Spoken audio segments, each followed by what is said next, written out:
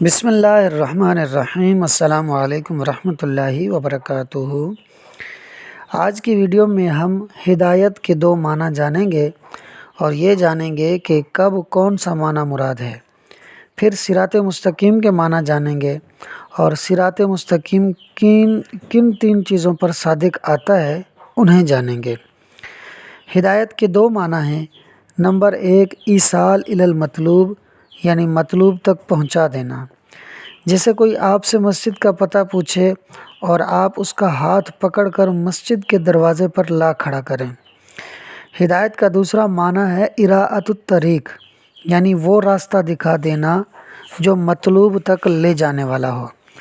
جیسے کوئی آپ سے مسجد کا پتہ پوچھے اور آپ اسے ہاتھ کے اشارے سے یوں بتا دیں کہ یہ روڈ سیدھے چلتے جاؤ، جہاں یہ ختم ہوگی اس کے دائیں جانب مسجد ہوگی۔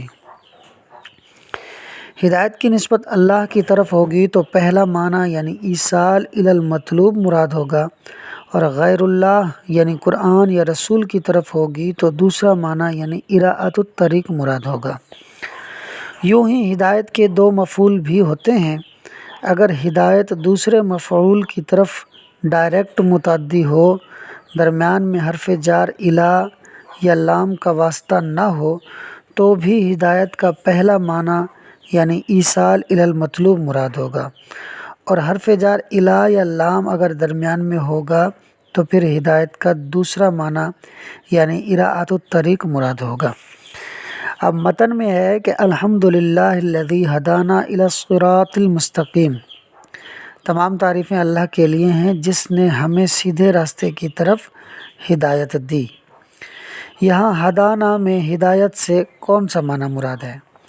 پہلا یعنی ایصال الی المطلوب یا دوسرا یعنی اراءۃ الطریق؟ اگر ہم یہ دیکھتے ہیں کہ ہدایت کی نسبت تو اللہ کی طرف ہو رہی ہے تو پہلا ہی معنی مراد ہوگا۔ پھر الی الصراط المستقیم میں الی حرف جار کو زائد ماننا پڑے گا، کیونکہ ابھی ہم نے جانا کہ اگر ہدایت کا فعل الی کے ذریعے متعدی ہو تو دوسرا معنی مراد ہوتا ہے۔ تو اب ایسا تو ہو نہیں سکتا کہ دونوں معنی ایک ساتھ مراد ہوں، اس لیے اگر ہدایت کا فاعل اللہ ہے تو الی حرف زائد ہے، اور اگر الی کو زائد نہیں ماننا تو ھدانا کے بعد رسلہ فاعل کو محذوف ماننا ہوگا۔ تو اب ترجمہ یہ ہوگا کہ تمام تعریفیں اللہ کے لیے ہیں جس کے رسولوں نے ہمیں سیدھے راستے کی طرف ہدایت دی، اور اگر الی کو زائد مانے تو پھر ترجمہ یہ بنے گا کہ تمام تعریفیں اللہ کے لیے ہیں جس نے یعنی اللہ نے ہمیں سیدھے راستے کی طرف ہدایت دی۔ صراط مستقیم سے مراد وہ راستہ ہے جس پر دائیں بائیں جانب گھومے بغیر ہر ایک انسان سیدھا چل سکے۔ جیسے مسجد تک پہنچنے کے دو راستے ہوں، ایک سیدھا روڈ سے اور دوسرا گلیوں میں دائیں بائیں گھومتے ہوئے، تو روڈ والا راستہ صراط مستقیم ہوگا۔ یہ تو صراط مستقیم کا معنی تھا۔ اب اس سے مراد کیا ہے؟ اس سے مراد ہے وہ راستہ جو افراط و تفریط کے درمیان ہو، یعنی سختی اور نرمی کے درمیان ہو، معتدل ہو، جس میں نہ زیادہ سختی ہو نہ زیادہ نرمی ہو۔ اب یہ کن تین چیزوں پر صادق آتا ہے؟ یعنی صراط مستقیم کا مصداق کون سی تین چیزیں ہیں؟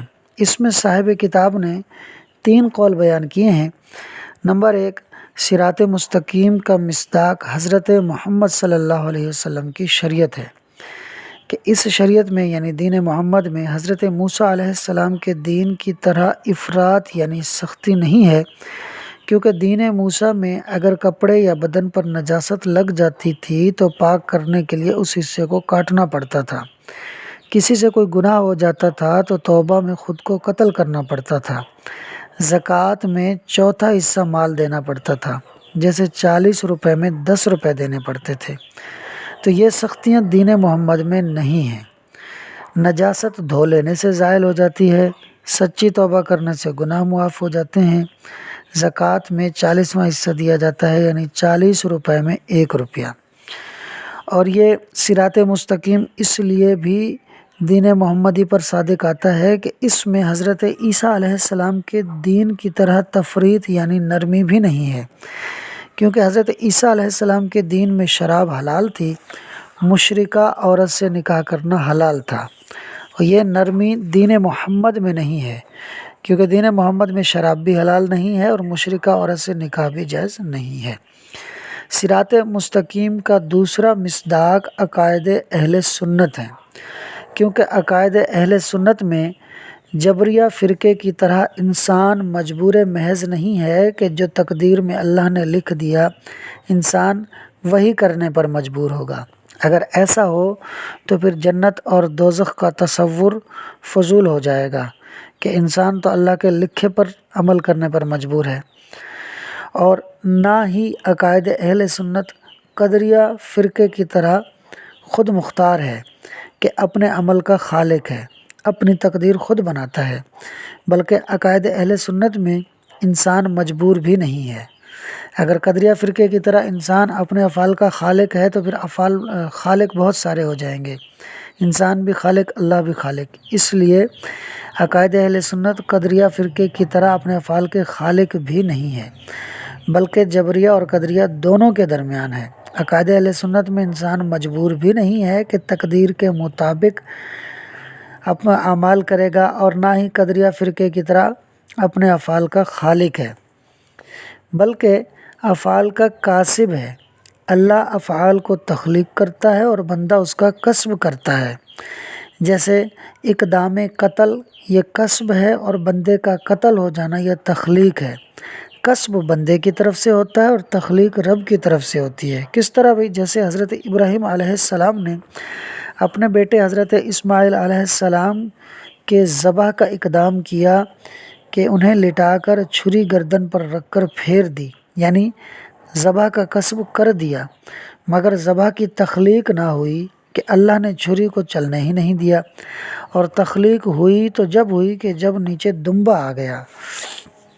یوں ہی عقائد اہل سنت میں روافض کی طرح حضرت امیر معاویہ اور دیگر صحابہ کی شان میں گستاخی نہیں کی جاتی، اور نہ ہی خوارج کی طرح حضرت علی کی شان میں گستاخی کی جاتی ہے، بلکہ عقائد اہل سنت میں ہم سب صحابہ کو عادل اور حق پر مانتے ہیں، ہر ایک کے مقام و مرتبے کے مطابق۔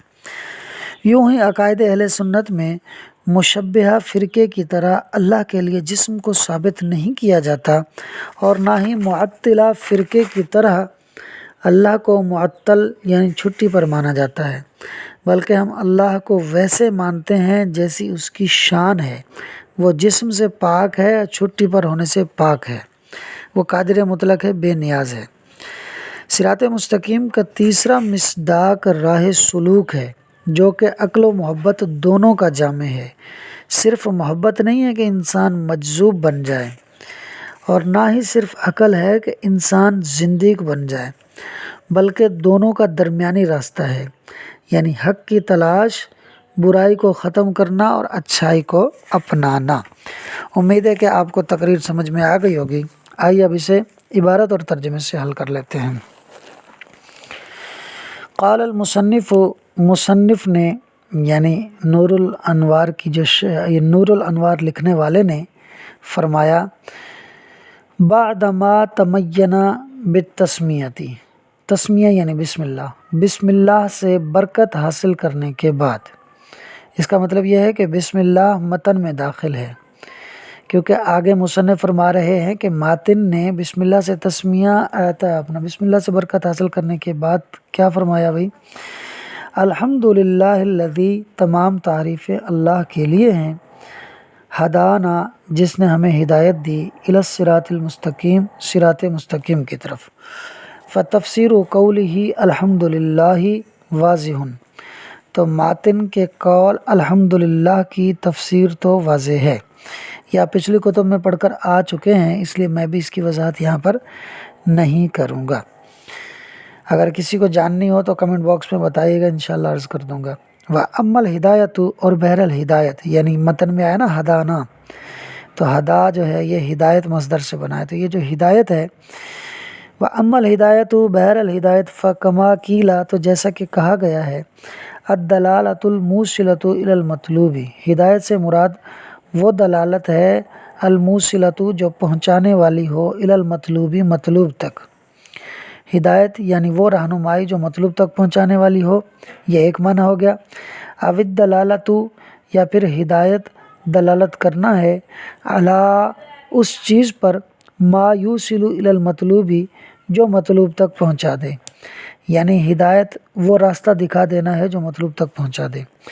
وَأَجْمَعُوا اور علماء نے اتفاق کیا ہے علی اس بات پر انہو کہ بے شک اذا نصبہ جب ہدایت کی نسبت کی جائے الی اللہ تعالی اللہ تعالیٰ کی طرف یراد بہ الاول تو پھر ہدایت سے پہلا معنی مراد ہوگا، یعنی الحمدللہ الذی ہدانا یہاں ہدایت سے پہلا معنی مراد ہوگا، اور وہ کیا معنی ہوگا؟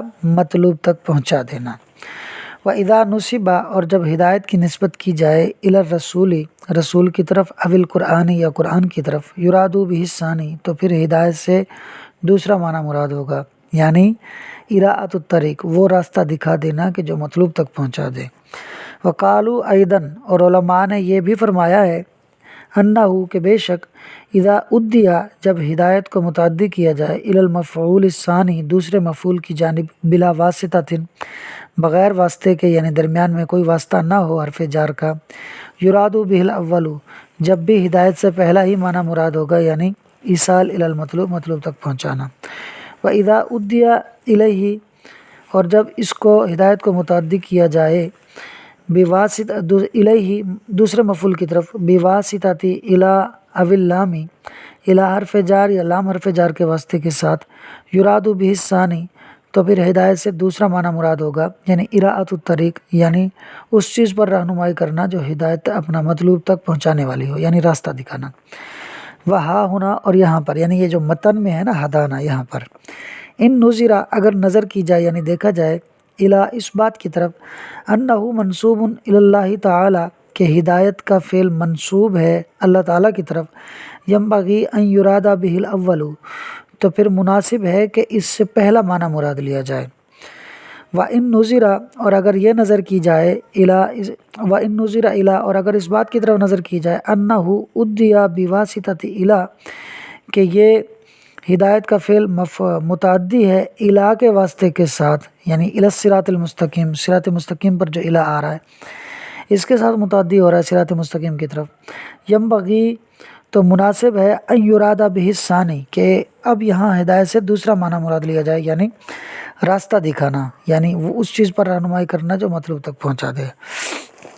فَإِمَّا تو یا تو ان یقدر مقدر مانا جائے گا یا مقدر مانا جائے ہدانا رسولہ کو مقدر مانا جائے، یعنی اگر آپ ہدایت کا اپنا الی حرف جار کے ذریعے ہدایت کو متعدی کر رہے ہیں صراط مستقیم کی طرف تو پھر آپ کو کیا کرنا ہوگا، کہہ رہے ہیں فَإِمَّا تو پھر یا تو ان یقدر مقدر مان لیا جائے ہدانا رسولہ ہمیں ہدایت دی اس کے رسولوں نے، تو اب ہدایت کی نسبت غیر اللہ کی طرف ہوگی، رسول کی طرف ہو گئی تو الہ کا معنی بھی درست ہو جائے گا۔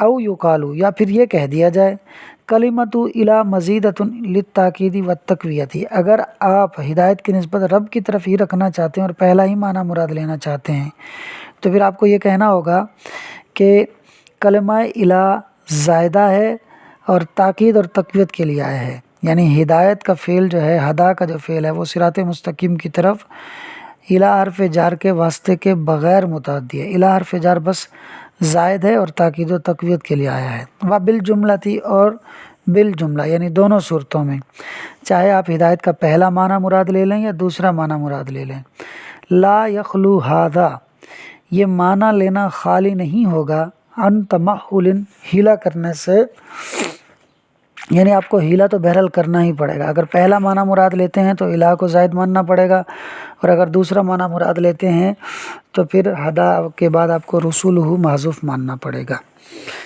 والصراط المستقیم اور صراط مستقیم هو الصراط وہ راستہ ہے الذی یکون علی الشارع العام جو ہوتا ہے عام سڑک پر، شارع منا سڑک، جو عام سڑک پر ہوتا ہے، صراط مستقیم وہ راستہ ہے جو عام سڑک پر ہوتا ہے، وَيَسْلُكُهُ اور چل سکتا ہے اس پر کل واحد ہر ایک انسان من غیر بغیر ان یکون فیہ التفات الی شعب الیمین والشمال، دائیں اور بائیں جانب بغیر اس کے کہ اس راستے میں التفات توجہ ہو دائیں اور بائیں جانب، اور چل سکتا ہے اس پر ہر ایک انسان بغیر اس کے کہ اس راستے میں دائیں اور بائیں جانب توجہ ہو۔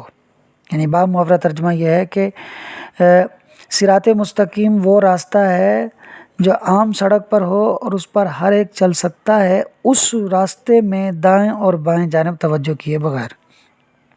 اب یہ ہوتا کون سا، اس سے مراد کیا ہے؟ وَهُوَ الَّذِي، اور وہ یعنی وہ صراط مستقیم، یکون ہوتا ہے معتدلاً، معتدل یعنی درمیانہ، بین الافراطی سختی کے درمیان، والتفریطی اور نرمی کے درمیان۔ صراط مستقیم وہ راستہ ہوتا ہے جو افراط و تفریط کے درمیان معتدل ہوتا ہے، یعنی درمیانہ راستہ ہوتا ہے، نہ زیادہ سختی ہوتی ہے نہ زیادہ نرمی ہوتی ہے۔ اب یہ جو راستہ ہے وَهَذَا صَادِقٌ، یہ راستہ صادق آتا ہے علی شریعت محمد، محمد صلی اللہ علیہ وسلم کی شریعت پر۔ کیوں بھائی؟ لِأَنَّهَا مُتَوَسِّطَةٌ بَيْنَ الْإِفْرَاطِ الَّذِي فِي دِينِ موسیٰ، اس لیے کہ محمد صلی اللہ علیہ وسلم کی شریعت اس افراط کے متوسط ہے، یعنی درمیان میں ہے، کہ جو افراط موسیٰ علیہ السلام کے دین میں ہے، اور وہ کیا افراط ہے میں آپ کو بتا چکا ہوں۔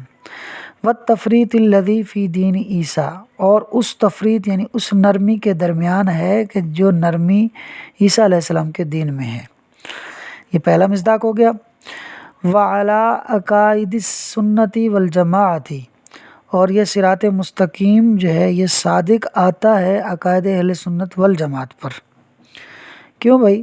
فَإِنَّهَا مُتَوَسِّطَةٌ بَيْنَ الْجَبْرِ وَالْقَدْرِ، کیونکہ عقائد اہل سنت والجماعت یہ متوسط ہوتے ہیں جبریہ اور قدریہ فرقے کے درمیان۔ جبریہ فرقہ جیسا کہ تقریر میں آپ کو بتا چکا ہوں، انسان کو مجبور مانتا ہے کہ جو اللہ نے لکھ دیا اس انسان کو وہی کرنا پڑے گا، اور قدریہ فرقہ انسان کو خود مختار مانتا ہے کہ انسان اپنے افعال کو خود بناتا ہے، جبکہ عقائد اہل سنت میں ایسا نہیں ہے۔ عقائد اہل سنت میں کیا ہے کہ انسان مجبور بھی نہیں ہے اور خود مختار بھی نہیں ہے، افعال اللہ پیدا کرتا ہے اور انسان اس کا کسب کرتا ہے، اور کسب کرنے کی بنا پر اس کے لیے جنت اور دوزخ کا فیصلہ ہوتا ہے۔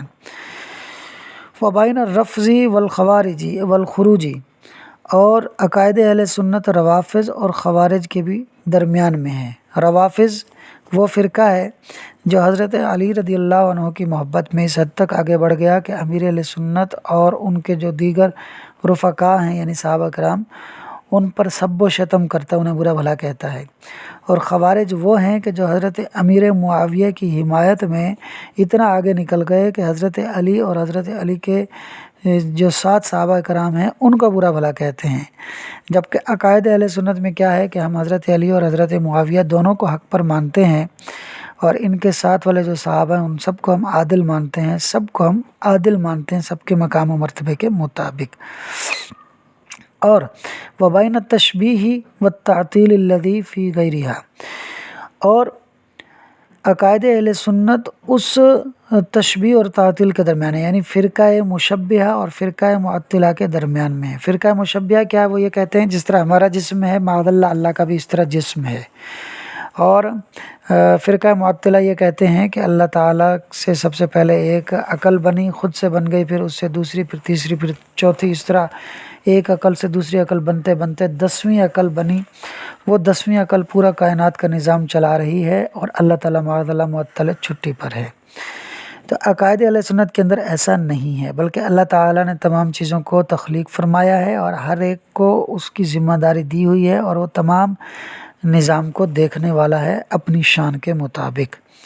تو یہ کہہ رہے ہیں کہ وَبَيْنَ التَّشْبِيهِ وَالتَّعْطِيلِ، اور عقائد اہل سنت فرقہ مشبہہ اور معطلہ کے درمیان میں ہے، الَّذِي فِي غَيْرِهَا، کہ جو اس کے غیر پر ہے، یعنی یہ تمام جو فرقے آپ کو گنوائے تقریباً 6 فرقے ہیں، جبریہ، قدریہ، روافض، خوارج، مشبہہ، معطلہ، یہ 6 فرقے جو ہیں یہ صراط مستقیم کے غیر پر ہیں، جبکہ عقائد اہل سنت صراط مستقیم پر ہے۔ اب تیسرا مصداق آ رہا ہے جی، وَعَلَىٰ طَرِيقِ سُلُوكٍ جَامِعٍ بَيْنَ الْمَحَبَّةِ وَالْعَقْلِ، اور صراط مستقیم کا صادق آتا ہے راہ سلوک پر، طریق مانا راہ سلوک پر جو کہ محبت اور عقل کی جامع ہے، وہ راہ سلوک محبت اور عقل کا جامع ہے۔ فلا یکون عشقا محضن مفدیا الی الجذبی، راہ سلوک جو ہے وہ محض عشق نہیں ہے کہ جو جذب کی طرف لے جائے، ولا عقلاً صرفاً، اور نہ ہی صرف عقل ہے، موصلاً الی الالحاد والفلسفتی، جو کہ رب کے انکار اور فلسفے کی طرف لے جائے۔ نعوذ باللہ منہ، ہم اللہ تعالیٰ سے اس کی پناہ مانگتے ہیں کہ اللہ تعالیٰ ہمیں مجذوبیت یا رد کی طرف لے جائے۔ وفیہ تلمیح الی قولہ تعالی اہدنا الصراط المستقیم، یہاں سے متن یہ بیان کرنا چاہ رہے ہیں شارح کہ متن میں جو آیا نا کہ الحمدللہ الذی ہدانا الی الصراط المستقیم، تو متن اس طرح لے کر آئے ہیں ماتن علیہ الرحمہ کہ اس میں اشارہ ہو رہا ہے سورۃ الفاتحہ میں اہدنا الصراط المستقیم آیت کی طرف۔ اب تلمیح کیا ہوتی ہے؟ تلمیح کا مطلب یہ ہوتا ہے کہ اپنے کلام یا اپنی تحریر کو اس طرح بیان کرنا کہ اس سے قرآن کی طرف یا حدیث کی طرف اشارہ ہو رہا ہو۔ تو الی الصراط، ہدانا الی الصراط المستقیم جو فرمایا ماتن نے، تو اس سے ذہن اس آیت کی طرف بھی جاتا ہے کہ جس میں کہا گیا اہدنا الصراط المستقیم۔ امید ہے کہ آپ کو تقریر، عبارت، ترجمہ سب چیزیں سمجھ میں آ گئی ہوں گی۔ ویڈیو اچھی لگی ہو تو لائک اور شیئر کر دیں، اور مزید ایسی ویڈیوز کو دیکھنے کے لیے پرائڈ ایجوکیشن یوٹیوب چینل کو ضرور سبسکرائب کر دیں۔ شکریہ۔